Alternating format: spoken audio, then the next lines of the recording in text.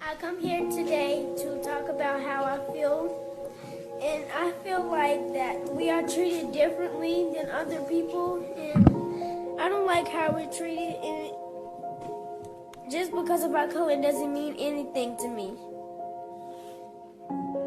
I believe that You're doing great. You're doing a great job. Don't stop. Do not stop. we are black people and we shouldn't have to feel like this. We shouldn't have to protest because y'all are treating us wrong. We do this because we need to and have rights.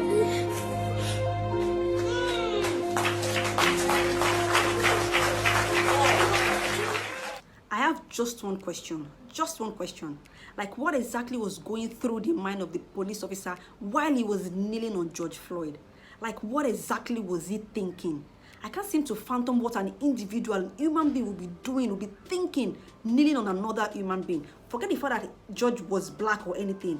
You are kneeling on another soul. You are taking life away from another soul, another human being just like you. It is so disheartening, it's so annoying, and that is mere wickedness.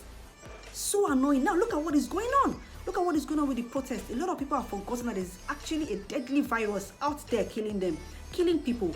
They are more concerned about another person's life, and that is how it should be. But people have neglected the fact that something else is going on around the world just because of one human being, just one human being's stupidity, or I don't even know what to call it. Just one human being's idiocy. See what it has caused around the world. So annoying. And it is such an act of wickedness that should never happen to anybody, either black or white or whatever it is your race is. It should never happen to anybody. Nobody should have to go through that. I couldn't even watch the video or even look at the pictures because it's really... Now let's come back home. It's no longer news that the Nigerian system has completely failed us. Like, how do you explain a police officer killing a young girl, a 16-year-old young girl? How do you explain that? The people that are supposed to be protecting us are the ones killing us. How do you explain that the police officer was trying to arrest a bus driver because he whatever, while demanding for bribe? Do not forget that. And then you pick up your weapon and you start shooting people. You start killing people. We don't even know what happened to the driver. I heard the driver was shot. The driver of the bus the police guy was trying to stop was actually shot. We don't even know what happened to that human being right now.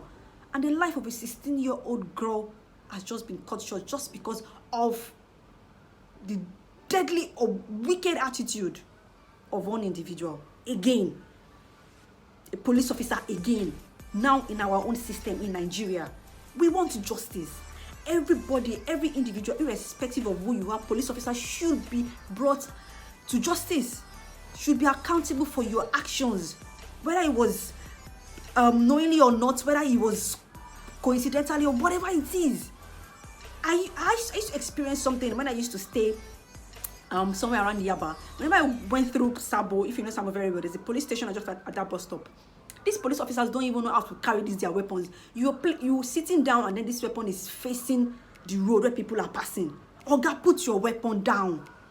You don't even know how to handle it, and you tell me it's a mistake. Oh, it was just a stray bullet. Are you kidding me? You were given this weapon. You were probably trained. That is even if they were trained. This is Nigeria. I don't know whatever it is. And then you pick up the weapon and you kill people. Innocent young girl that was just standing by the roadside. I even heard that she was trying to pack up her mother's stuff or something because her mother sells just by that bus stop. It is really annoying. Justice won't even bring her soul back. May God rest her soul. We need to bring her back, but we want justice. That police officer or whatever, whether it was just one person or two or three, we want justice. Justice for the Nigerian life. We're no longer secure. The police officers are supposed to be our guide, our shield, but guess what? They're the ones killing us. We are not even done demanding for justice for Tina. And a few days ago, some unfortunate individuals decided to rape, murder a young undergraduate in church. Really? Inside the house of God. Now, no, they fear. Like, if it was those days of Sodom and Gomorrah, like, you don't know, now they fear. Inside the church, you decide to rape a young girl and murder her. It's really annoying. Like, I don't even know how to feel right now. There is no justification for rape. When I went on Twitter and I saw people saying things that, oh, what was she wearing? What was she doing in church at that time? Is Uniben in session and all of that? That is bullshit. Irrespective of whatever it is she was wearing, irrespective of where she is, irrespective of what she was doing even inside the church. Let's even imagine she was even reading. Whatever it is she was doing inside the church, it is nobody's business. Not your damn business. Raped the young girl, killed her. I saw a picture of the blood. This has to stop. All of this has to stop. I get disgusted when I hear people say things like men are moved by what they see. Showing you down on you. What the heck are you seeing? What the heck are you looking for? What are you looking at? Okay, look at yourself and get your eyes off another person. Get your eyes off another woman. It's really annoying. Nigerians are failing Nigerians. We are failing ourselves. We are failing our people. So a tweet from Ginny that I would really like to concur with.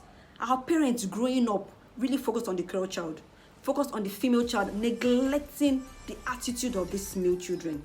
Now look at what is going on. Look at what it has cost. Look at what is going on. We need to do better as parents.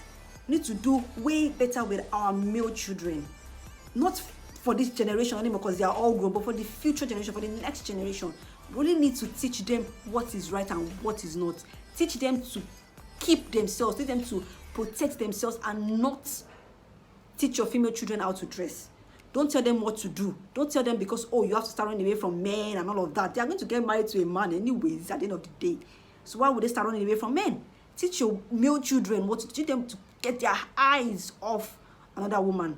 Teach them what is called consent. A no is a no. A no is not maybe. A no, whichever way it sounded, whether it is oh no or no, whichever way it sounded, it is a no. A no is a no. We need to do better in raising our male children. There is no room for cuddling male ego and telling them they can get away with anything. We need to do way better. Women are not sex objects. Seeing a woman with short skirt does not mean your eyes should start popping, guys. They are not sex objects. They are not labeled for sex.